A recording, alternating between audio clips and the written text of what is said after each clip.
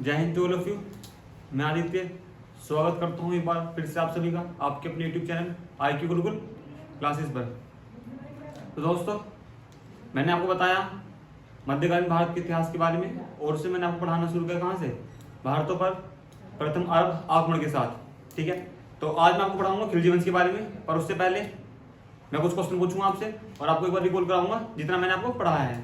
ठीक है, तो मैंने आपको पढ़ाना शुरू किया 712 में भारत पर पहले अरब आक्रमण के साथ। मैंने आपको बताया कि भारत पर पहला अरब आक्रमण 712 ईस्वी में मोहम्मद बिन कासिम के द्वारा किया गया। मोहम्मद बिन कासिम ने भारत के सिंध प्रांत पर आक्रमण करके वहां के शासक दाहिर को परास्त किया। फिर उसके बाद मैंने आपको बताया कि उसके बाद जो भारत पर तुर्कों के आक्रमण हुए उसमें महमूद गजनवी ने भारत पर 17 बार आक्रमण किया और 1025 में उसने भारत के सोमनाथ मंदिर को लूटा। सोमनाथ मंदिर कहाँ स्थित है? जो कि गुजरात में स्थित है। फिर उसके बाद मैंने आपको बताया कि महमूद गौरी ने 1175 ईस्वी में भारत पर आक्रमण किया और 1178 ईस्वी में उसे अपनी पहली हार का सामना करना पड़ा, जो कि भीम देव सैगिन या मुल्ला सैगिन के द्वारा की गई। ठीक है, फिर उसके बाद मैंने आपको बताया 1191 में तराइन का प्रथम युद्ध हुआ, जो पृथ्वीराज चौहान द्वितीय और मोहम्मद गौरी के बीच हुआ। इसे पृथ्वीराज चौहान ने मोहम्मद गौरी को पराजित किया। उसके बाद 1192 का द्वितीय युद्ध हुआ, जिसमें मोहम्मद गौरी ने पृथ्वीराज चौहान को पराजित किया। उसके बाद मोहम्मद गौरी वापस गजनी लौट जाता है और 1194 में वह वापस आता है और आक्रमण करता है किस पर? जयचंद पर। वह कन्नौज के शासक जयचंद को चंदावर के युद्ध में हराता है और अपने गुलाम कुतुबुद्दीन ऐबक को दिल्ली का शासन सौंपकर वापस गजनी लौट जाता है। फिर मैंने बताया कि 1206 ईस्वी में मोहम्मद गौरी की मृत्यु के पश्चात कुतुबुद्दीन ऐबक ने ही दिल्ली सल्तनत की शुरुआत की। उसने पहला वंश जो बनाया वह गुलाम वंश बनाया। इस वंश को गुलाम वंश इसलिए कहा गया क्योंकि इसके जितने भी बड़े बड़े शासक हुए, कुतुबुद्दीन ऐबक, इल्तुतमिश, वह बलबन, यह सभी कौन थे? यह सभी गुलाम थे। जैसे कि हम जानते हैं कि कुतुबुद्दीन ऐबक किसका गुलाम था? वह मोहम्मद गौरी का गुलाम था। इल्तुतमिश गुलाम था किसका? वह कुतुबुद्दीन ऐबक का गुलाम था। और बलबन जो था वह नसीरुद्दीन महमूद का गुलाम था और उसी ने उसे दल चालीसा में शामिल किया था। फिर मैंने आपको बताया कि कुतुबुद्दीन ऐबक ने 1206 ईस्वी में गुलाम वंश की स्थापना की और 1210 ईस्वी में कुतुबुद्दीन ऐबक की मृत्यु के पश्चात उसका पुत्र आराम शाह दिल्ली की गद्दी पर बैठा और उसको आराम शाह को गद्दी से हटाकर इल्तुतमिश ने 1211 ईस्वी में दिल्ली का सुल्तान बना। वह 1211 ईस्वी से 1236 ईस्वी तक दिल्ली पर शासन करता है। इल्तुतमिश को ही दिल्ली सल्तनत का वास्तविक संस्थापक कहा जाता है। उसे वास्तविक संस्थापक कहने के पीछे यह कारण है क्योंकि उसने जो मोहम्मद गौरी द्वारा जीते गए क्षेत्र थे, जिन्होंने खुद को कुतुबुद्दीन ऐबक के समय में स्वतंत्र घोषित कर दिया था, वह उन्हें वापस जीतने का प्रयत्न करता है और उनमें से अधिक को वापस जीत भी लेता है। इल्तुतमिश की मृत्यु के पश्चात उसका बेटा रुकनुद्दीन फिरोज गद्दी पर बैठता है, परंतु उसे हटाकर रजिया सुल्तान 1236 ईस्वी में दिल्ली सल्तनत की पहली एवं एकमात्र महिला शासिका बनती है।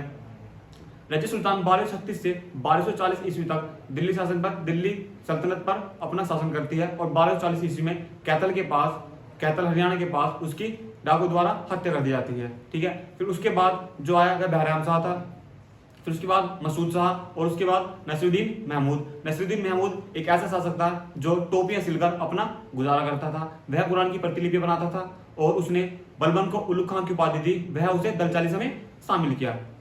उसके बाद बलबन आता है, जो दिल्ली सल्तनत का जो गुलाम वंश का एक बहुत अत्यधिक प्रभावी शासक था। वह गुलाम वंश में आते ही क्या करता है? वह दल चालीसा को समाप्त कर देता है, क्योंकि वह जानता है कि दल चालीसा कभी भी स्वतंत्र रूप से सुल्तान को अपने कार्य नहीं करने देगा। इसीलिए वह दल चालीसा के प्रभाव को समाप्त करने के लिए दल चालीसा को पूरी तरह समाप्त कर देता है।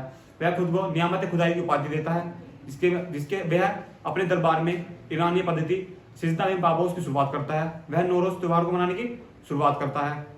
यहाँ तक कल मैंने आपको पढ़ा दिया था और अब मैं आपको आगे पढ़ाता हूँ। उसके बाद मैंने आपको बताया कि कैकुबाद और क्यूमर्स ये दिल्ली सल्तनत के आखिरी सुल्तान हुए। क्यूमर्स की हत्या किसने की? क्यूमर्स की हत्या मलिक फिरोज ने की और मलिक फिरोज ने कब? 1290 में खिलजी वंश की स्थापना की। कब? 1290 ईस्वी में। खिलजी वंश 1290 से 1320 ईस्वी तक दिल्ली सल्तनत में शासन करता है। तो चलिए आइए मैं बताता हूं आपको खिलजी वंश के बारे में।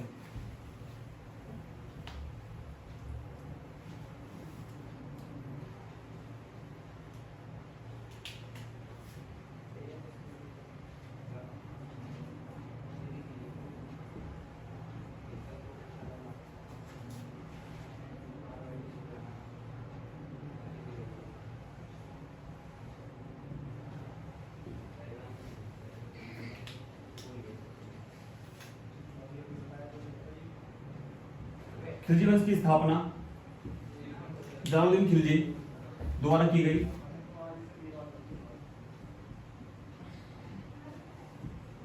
जलालुद्दीन खिलजी द्वारा की गई। जलालुद्दीन खिलजी ने क्यूमर्स, जो कि गुलाम वंश का अंतिम शासक था, उसकी हत्या करके 1290 ईस्वी में खिलजी वंश की स्थापना की। जलालुद्दीन खिलजी का वास्तविक नाम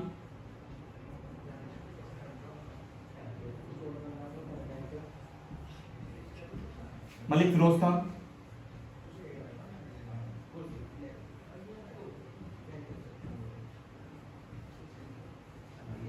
मलिक फिरोज था।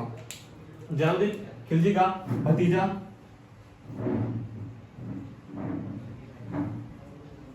दामाद अलाउद्दीन खिलजी था।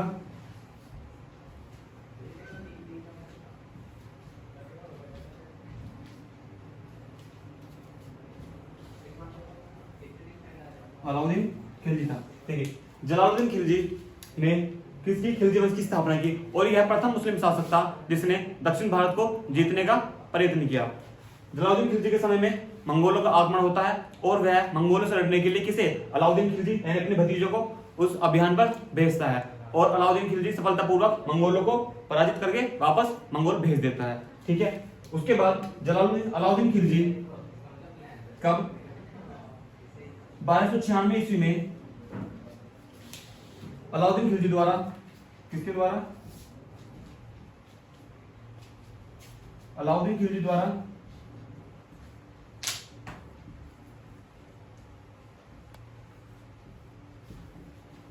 हत्या की गई। किसकी, जलालुद्दीन खिलजी की। जलालुद्दीन खिलजी की हत्या की किसने, 1296 ईस्वी में अलाउद्दीन खिलजी ने, और वह अगला शासक बना किसका, खिलजी वंश का। लेकिन मैंने आपको बताया कि खिलजी वंश की स्थापना 1290 ईस्वी में जलालुद्दीन खिलजी ने की। उसका वास्तविक नाम मलिक फिरोज था और वह दिल्ली सल्तनत का प्रथम शासक था जिसने दक्षिण भारत को जीतने के लिए प्रयास किया। ठीक है, 1296 ईस्वी में अलाउद्दीन खिलजी जलालुद्दीन खिलजी की हत्या कर दिल्ली सल्तनत का अगला सुल्तान बनता है। अलाउद्दीन खिलजी का भतीजा व दामाद था। ठीक है,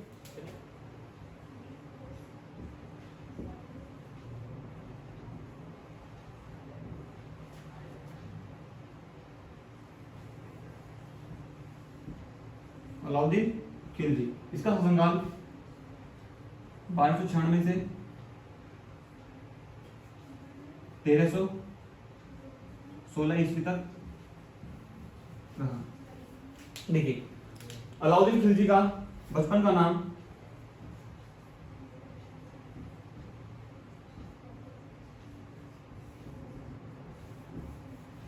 अलीकुल साफ था।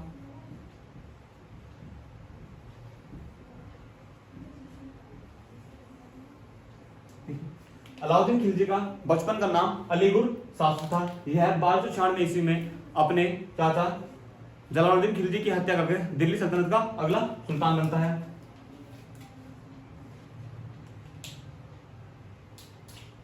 देखिए, अलाउद्दीन खिलजी द्वारा, अलाउद्दीन खिलजी को हम शॉर्ट में क्या एके लिखेंगे ताकि आसानी से समझना। देखिए, अलाउद्दीन खिलजी यानी एके द्वारा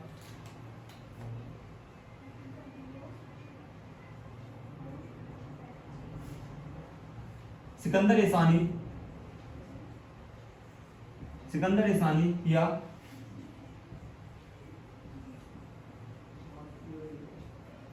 सिकंदर सेकंड की उपाधि धारण की गई। इसने खुद को क्या, सिकंदर एसानी यानी सिकंदर द्वितीय घोषित किया। इसे खुद को सिकंदर एसानी की उपाधि देने के पीछे यह तर्क था क्योंकि यह सिकंदर की तरह अत्यधिक महत्वाकांक्षी था और यह संपूर्ण भारत पर अपना साम्राज्य करना चाहता था। इसलिए इसने अपने चाचा जलालुद्दीन खिलजी की नीति को बढ़ाते हुए इसने दक्षिण भारत पर अनेक अभियान किए और दक्षिण भारत के बहुत से राज्यों को अपने सल्तनत में मिला लिया। मैंने बताया कि एक ने सिकंदर एसानी की उपाधि धारण की। इसी के दरबार में एक विद्वान था जिसका नाम था क्या, अमीर खुसरो।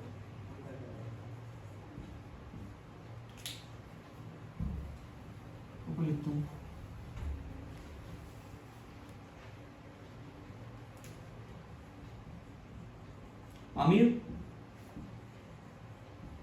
खुसरो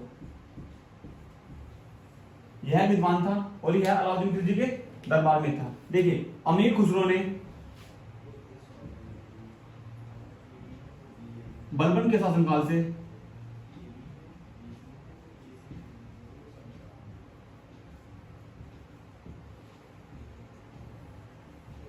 मोहम्मद बिन तुगलक के शासन काल तक था। यानी अमीर खुसरो बलबन के शासनकाल से कब तक? तुगलक वंश के मोहम्मद बिन तुगलक के शासनकाल तक जीवित था। अमीर खुसरो को तोताए हिंद कहा जाता था। अमीर खुसरो ने खड़ी बोली की शुरुआत की।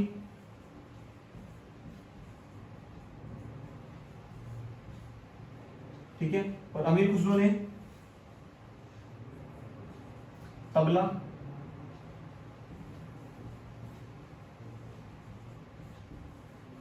एवं सितार वाद्य यंत्रों की का आविष्कार किया। देखिए अमीर खुसरो यह अलाउद्दीन खिलजी के दरबार में एक उसका विद्वान था, परंतु यह बलबन के समयकाल से लेकर कब तक? मोहम्मद बिन तुगलक के समयकाल तक दिल्ली सल्तनत में रहा और इसे तोताए हिंद कहा जाता था। अमीर खुसरो के द्वारा ही खड़ी बोली की शुरुआत की गई और इसने वाद्य यंत्र तबला व सितार का आविष्कार किया। देखिए अमीर खुसरो ने ही कश्मीर को धरती का स्वर्ग कहा। अमीर खुसरो ने कश्मीर को धरती का स्वर्ग कहा, यानी पैराडाइज ऑफ अर्थ कहा। किसे? कश्मीर को। अमीर खुसरो ने कश्मीर को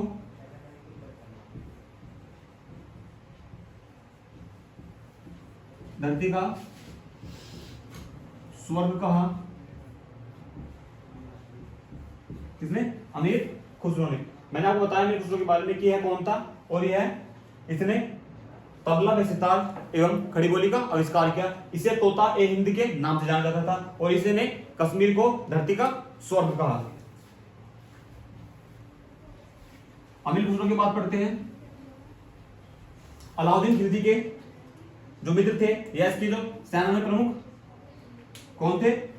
इसके सैनिक थे। ठीक है,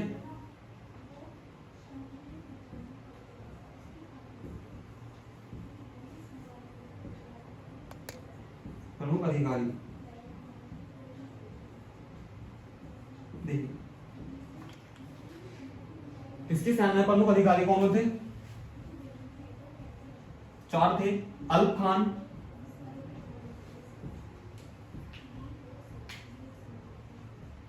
नुसरत खान,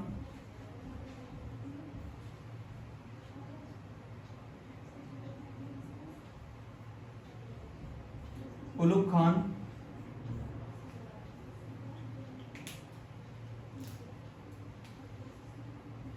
अल्प खान, नुसरत खान, उलुग खान, ये इसकी सेना में कौन थे? प्रमुख अधिकारी थे। देखिए जब 1299 में अलाउद्दीन खिलजी ने गुजरात के शासक कर्णदेव भगीले पर आक्रमण किया, तब यह वहां से किसे 1000 दिनार में गुलामों की मार्केट से मलिक काफूर को खरीद कर लाया। क्योंकि इसने मलिक काफूर को 1000 दिनारी में खरीदा था, इसलिए वह 1000 दिनारी कहलाया। और वह कौन था? वह अलाउद्दीन खिलजी की सेना का सेनापति था। 1299 में अलाउद्दीन खिलजी ने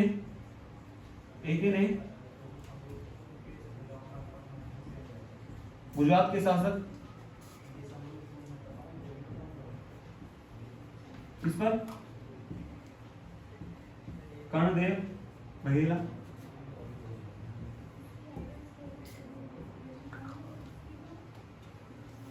कर्णदेव बघेला पर आक्रमण किया और जब यह आक्रमण करके लौट रहा था तभी इसने गुलामों की मार्केट से किसे 1000 दिनारी में मलिक काफूर को खरीदा। किसे? मलिक काफूर को। मैंने आपको बताया कि जब अलाउद्दीन खिलजी ने 1299 में गुजरात के शासक कर्णदेव बघेला पर आक्रमण किया तभी वह 1000 दिनारी में किसे? अलाउद्दीन खिलजी को खरीद कर लाता है। और अलाउद्दीन खिलजी जो था अमीर खुसरो को 1000 दिनारी में खरीद कर लाता है। इसलिए अलाउद्दीन खिलजी ने मलिक काफूर को इसीलिए क्या 1000 दिनारी नाम दिया, क्योंकि उसे 1000 दिनारी में खरीदा गया था। ठीक है, जो मलिक काफूर था उसकी कौशल को देखकर अलाउद्दीन खिलजी इतना अधिक प्रभावित हुआ कि उसने उसे अपना सेनापति घोषित किया, और मलिक काफूर ने जो अलाउद्दीन खिलजी के दक्षिण भारत के अभियान थे उन सभी में सेनापति की भूमिका निभाई। ठीक है, क्या बताया मैंने आपको, देखिए 1299 में एगे ने 1000 दिनार में मलिक काफूर को खरीदा। मलिक काफूर, इसका उपनाम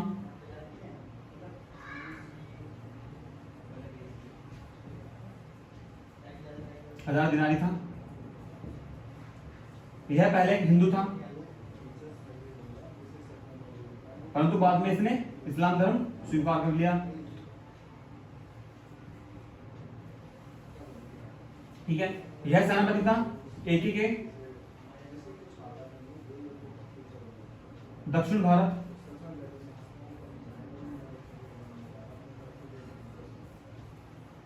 के अभियानों का।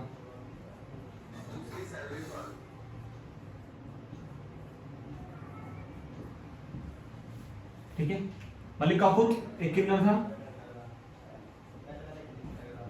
यह किन्नर था और एक बहुत योग्य सेनापति था। इसी के द्वारा अलाउद्दीन खिलजी के दक्षिण भारत के सभी अभियान किए गए। मैंने आपको बताया कुछ देर पहले कि जो अलाउद्दीन खिलजी था उसके 4 प्रमुख सेनापति प्रमुख कौन थे, मित्र थे, कौन कौन, अल्प खान, नुसरत खान, जफर खान और ओलुग खान। जो जफर खान था वह मंगोलों के द्वारा आक्रमण के दौरान उसकी मृत्यु हो गई। ठीक है, देखिए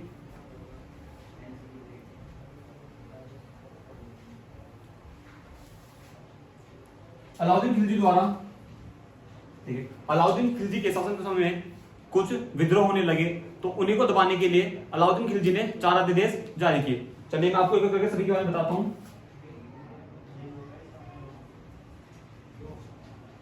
एक के द्वारा 4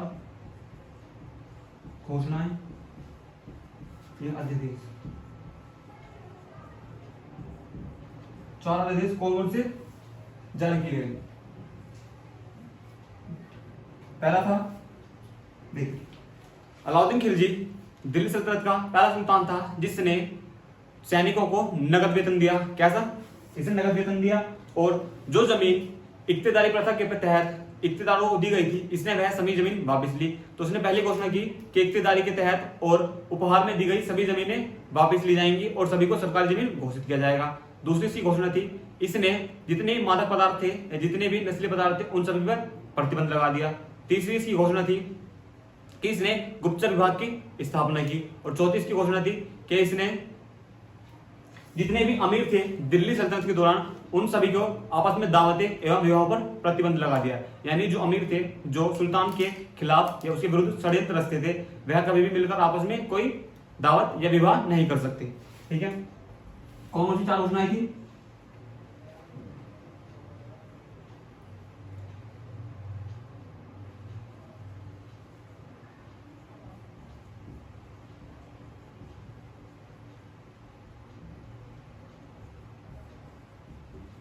वापस। दूसरा था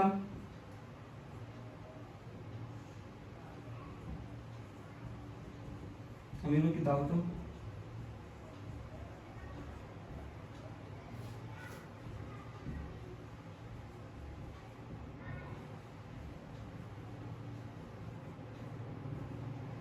पर प्रतिबंध।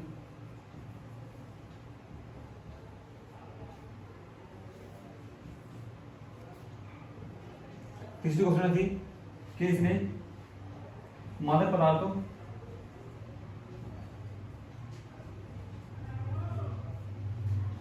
जैसे शराब व भांग पर प्रतिबंध लगाया।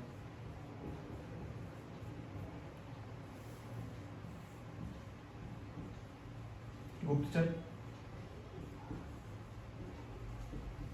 विभाग की स्थापना। ये चारों महत्वपूर्ण अध्यादेश थे जो अलाउद्दीन खिलजी के द्वारा जारी किए गए। तो इन सभी को नोट कर दीजिए, फिर मैं कर देता हूँ।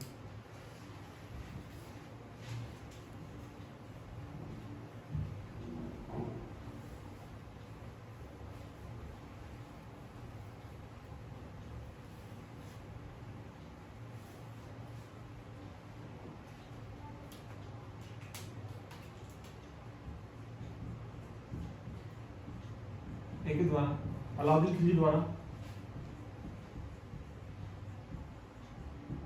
सैनिकों को नगद वेतन दिया गया।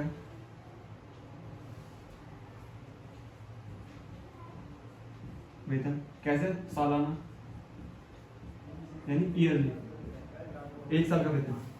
ठीक है। अलाउद्दीन खिलजी के पास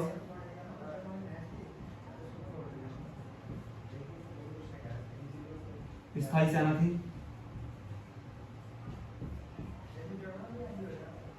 इसने उपहार नदी का जमीन वापस लिया।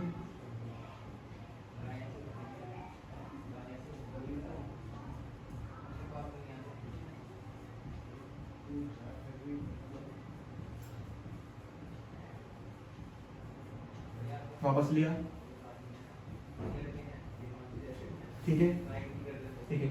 इसने घोड़ों पर दाग लगाने की प्रथा, वह जो सैनिक थे उनका हुले लिखवाने की प्रथा शुरू करवाई। घोड़ों पर दाग इसलिए लगवाए जाते थे ताकि जो कोई भी व्यक्ति है वह किसी भी दूसरे व्यक्ति के स्वस्थ घोड़ों को चुरा ना सके।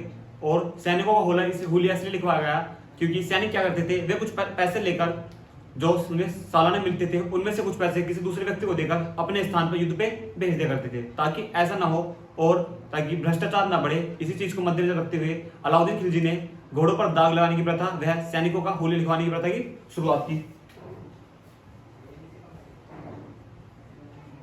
सैनिकों का हुलिया वह घोड़ों पर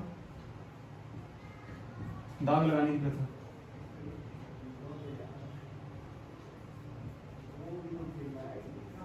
दाग लगाने का अर्थ है कि घोड़ों पर किसी एक मोहर को गर्म करके उनके शरीर पर लगा दिया जाता था ताकि घोड़ों की पहचान की जा सके। और हुले लिखवाने का, जो सैनिकों को हुले लिखवाकर एक पर्चे पर उन्हें एक सर्टिफिकेट के रूप में दे दिया जाता था, जिसे सैनिकों को अपने पास रखना अनिवार्य था।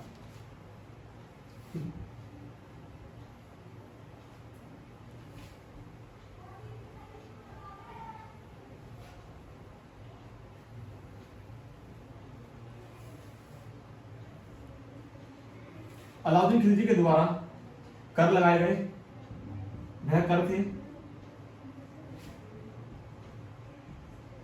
जजिया,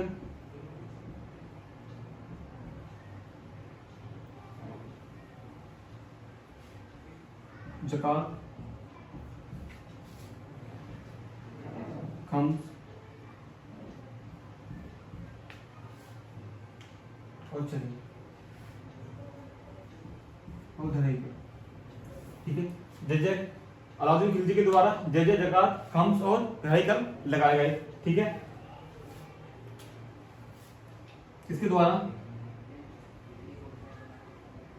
कृषि कर को 50% कर दिया गया।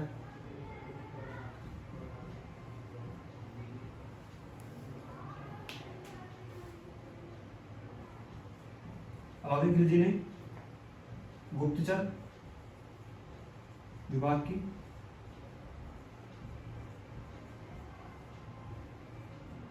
स्थापना की। आज मैंने आपको बताया कि जलालुद्दीन खिलजी ने गुलाम वंश के अंतिम शासक क्यूमर्स की हत्या करके खिलजी वंश की स्थापना की। कब? 1296 ईस्वी में। ठीक है, सॉरी 1290 ईस्वी में। 1290 ईस्वी से 1320 ईस्वी तक खिलजी वंश चला। जो उससे प्रथम शासक था वह था जलालुद्दीन खिलजी। वह 1290 से 1296 तक खिलजी वंश का शासक रहा और 1296 में उसके खुद के दामाद या उसके भतीजे द्वारा उसकी हत्या कर दी गई और अलाउद्दीन खिलजी दिल्ली सल्तनत का अगला सुल्तान बना। मैंने बताया कि अलाउद्दीन खिलजी के द्वारा जो महत्वपूर्ण कार्य किए गए, उसने क्या किया, उसने जजिया, ज़कात का खम्स कर लगाया, उसने 4 अध्यादेश जारी किए। ठीक है। उसके द्वारा गुजरात अभियान के दौरान 1299 में 1000 दिनार में मलिक काफूर को खरीदा गया, ठीक है। और मैंने बताया कि उसने क्या कृषि कर को 50% तक बढ़ा दिया। अलाउद्दीन खिलजी ने घोड़ों को दागने वह सैनिकों के हुले लिखवाने की प्रथा शुरू की। अलाउद्दीन खिलजी के दरबार में ही विद्वान कौन अमीर खुसरो रहता था। अमीर खुसरो ने तबला, सितार व खड़ी बोली के आविष्कार किया, ठीक है। फिर मैंने आपको बताया कि अलाउद्दीन खिलजी ने सैनिकों को हुले लिखवाने व घोड़े को दागने की प्रथा शुरू की। तो आज की वीडियो को यहीं तक रखते हैं। मैं उम्मीद करता हूँ आपको क्लास पसंद आई होगी। यदि पसंद आई है तो क्लास को लाइक करें, शेयर करें और चैनल को सब्सक्राइब करें। कल मैं आपको पढ़ाऊंगा इसके आगे अलाउद्दीन खिलजी के द्वारा दक्षिण भारत में किए गए उसके अभियानों के बारे में और उसके द्वारा किए गए स्थापित अन्य विभागों के बारे में। तब तक के लिए पढ़ते रहिए, मस्त रहिए। जय हिंद, जय भारत।